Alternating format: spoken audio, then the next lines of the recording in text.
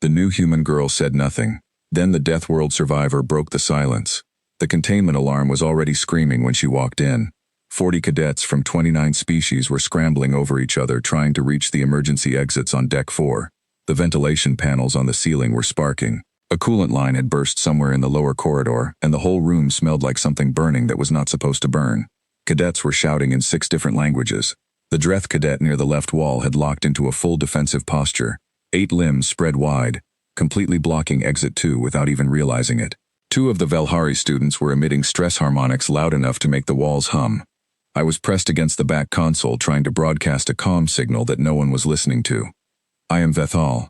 I am a Charathi xenosociologist, assigned aboard the integration vessel Meridian Accord, to study new cadet cohorts during their first rotation cycle. I have done this work for 11 years. I have seen panic before. I know what panic looks like in 41 different species. What I saw in that room was not manageable panic. It was the kind that feeds itself. And then the new human girl walked in through the side door. Her name was Nora Osei, 18 years old. Born in the Lagos megaplex, raised in the Siberian reclamation zone after the Caldwell climate collapse wiped out the northern agricultural grid. She had been on board the Meridian Accord for 34 days and had not spoken more than 11 words to anyone that I had been able to count. She stopped in the doorway. She looked at the room the way you look at a mathematics problem you have seen before. Not alarmed, not calculating dramatically, just looking. Her eyes moved from the sparking ceiling panel to the blocked exit to the 2 cadets on the floor who had been knocked over in the rush. She clocked the Velhari harmonics. She clocked the smoke beginning to curl from the vent near the far wall. She stepped inside and closed the door behind her quietly. Then she said, in perfectly clear trade tongue with no particular urgency in her voice at all, "Everyone stop moving." No one listened. They never do the first time. So she stepped up onto the edge of the nearest bench, not to perform, not to be dramatic, just to be seen. And she said it again, louder, not shouting, sharper. Stop. Something happened in that room that I still cannot fully explain in scientific terms. The panic did not end, but it paused, like a wave that hit something solid and did not know what to do next. Heads turned. Even the Dreth looked. There is a quality in a human voice under certain conditions that bypasses the learned social filters of other species and hits something older. Something that recognizes authority not by rank or by size but by the complete absence of fear. Nora Osei did not look afraid. She looked like she had already decided what was going to happen and was simply waiting for the rest of the room to catch up. "You," she said, pointing at the Dreth cadet. "You are blocking exit 2. Move left, now." He moved, just like that. An 8-limbed apex predator from Keth 4, trained for combat operations, moved left because a human girl pointed at him. "You two," she said to the Velhari students. "The harmonics are amplifying the stress response in every carbon-based species in this room. I know you can control them. Turn them off." A pause. Then the harmonics stopped. The change in the room was immediate. Some of the cadets who had been near hyperventilating actually took a breath. Nora stepped down from the bench. She walked to the 2 cadets on the floor and helped the smaller one up with one hand, checked the other one over quickly with the practiced efficiency of someone who learned basic triage before they learned algebra. "Can you walk?" she asked the second one, a Mayathi student named Sish, who I knew from her profile was prone to shutting down under stimulus overload. Sish blinked at her. "I think so." "Then walk. Stay close to me." She moved toward exit 2, now unblocked, and people followed her. Not because she told them to follow her, just because she was moving with direction, and they needed direction, and their bodies made the decision before their brains could argue. I followed too. I realized this only when I was already in the corridor. The crew arrived 4 minutes later to find the evacuation 60% complete and organized by species into the correct emergency groupings.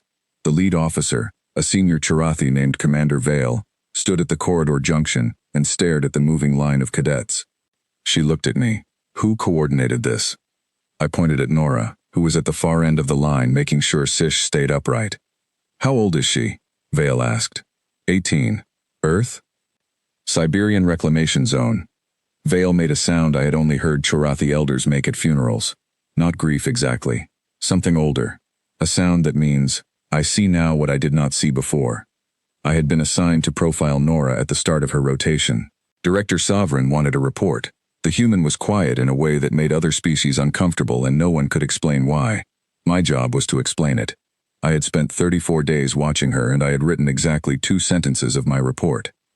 Let me tell you what those 34 days looked like, because the evacuation was the loud version of something that had been happening quietly since the day she arrived.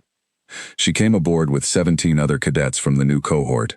The orientation hall on Deck 7 held all 41 of them together for the first time. Most cadets do what new cadets always do. They cluster by species or by prior acquaintance. They make introductory sounds. They perform their cultural greeting protocols.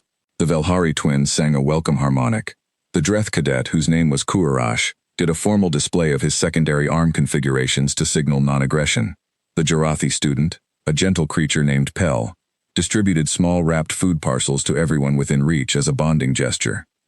Nora came in last, looked at the room once from the doorway, and sat in the farthest seat in the back row.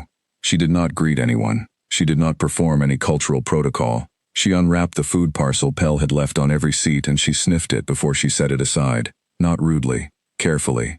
The way you assess something you are not sure about yet. Then she sat with her hands loose in her lap and she watched the room. I watched her watching the room. By the end of the first week, I had noticed that she always chose the seat with the clearest line of sight to every exit. I had noticed that she never sat with her back to a door. I had noticed that when a new person entered a space she was in, she clocked them immediately and then returned to whatever she was doing, and that she did this without making it obvious, which meant she had been doing it long enough that it no longer required conscious effort.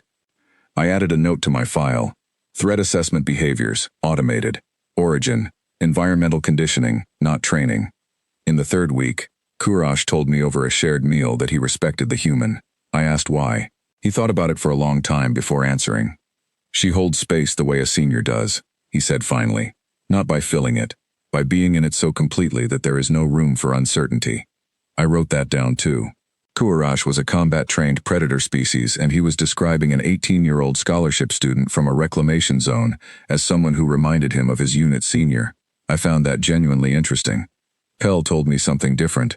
Pel had tried to befriend Nora in the second week, which took considerable courage for a Jarathi because they are a species that feels rejection as physical pain. Pel had brought her a second food parcel and sat beside her in the common room and made an offering of conversation. Nora had listened, had not filled silences with noise, had asked one question about Jarathi homeworld agriculture that was so precisely the right question that Pel talked for an hour without realizing it. At the end, Nora had said, "Thank you," and gone back to her data slate. Pel came to me afterward, visibly moved.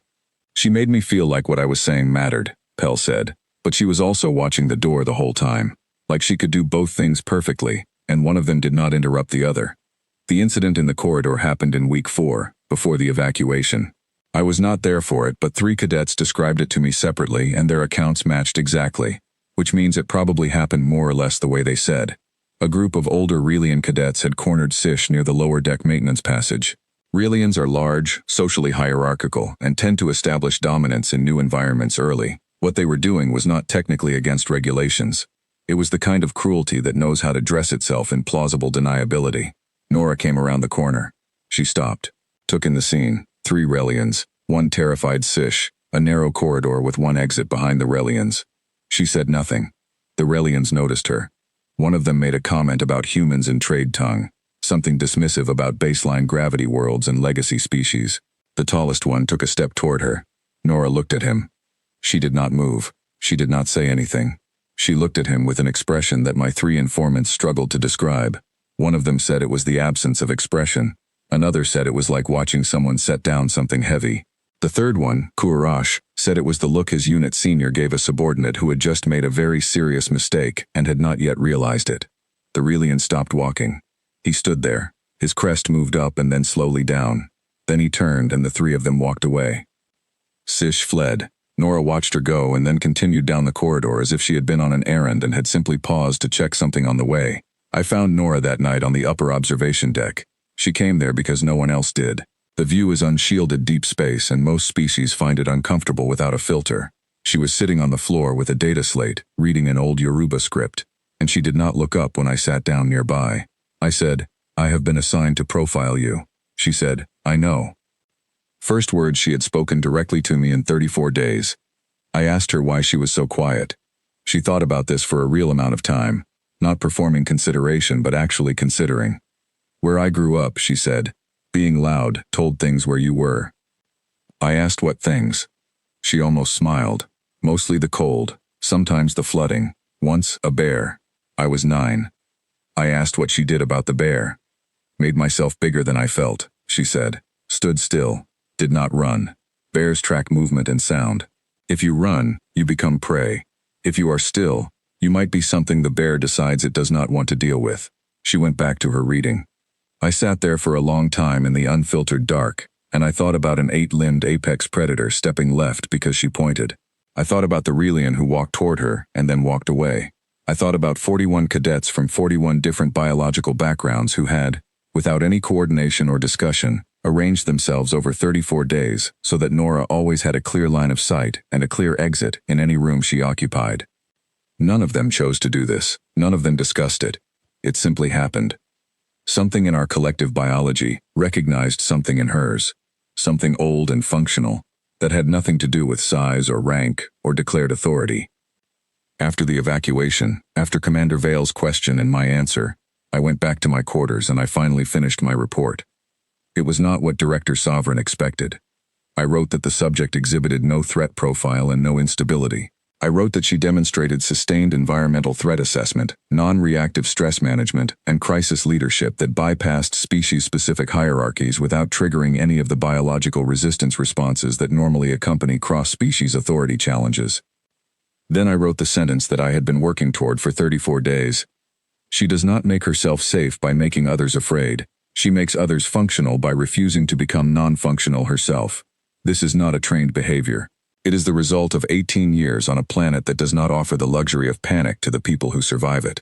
I recommended removing her from the observation profile entirely. She was not a liability.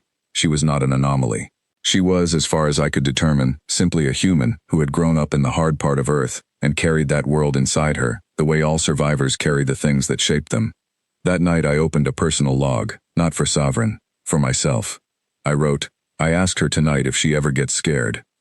She said yes. I asked when. She looked at the stars for a while. She looked at them the way she looked at that room during the evacuation, like she was reading them. Then she said, when I cannot tell what something is yet. Once I know what it is, I know what to do with it. I thought about 39 species on this ship who have spent over a month watching her trying to figure out what she is. I thought about how she has probably known what we are since the first day. I closed the log. Outside my window, the stars were very bright and very cold, and somewhere on the observation deck, I was fairly certain a quiet girl from a hard planet was sitting with her back against a solid wall, reading old words in her grandmother's language, completely at peace in the dark. She was not afraid. She was never afraid. She was simply ready.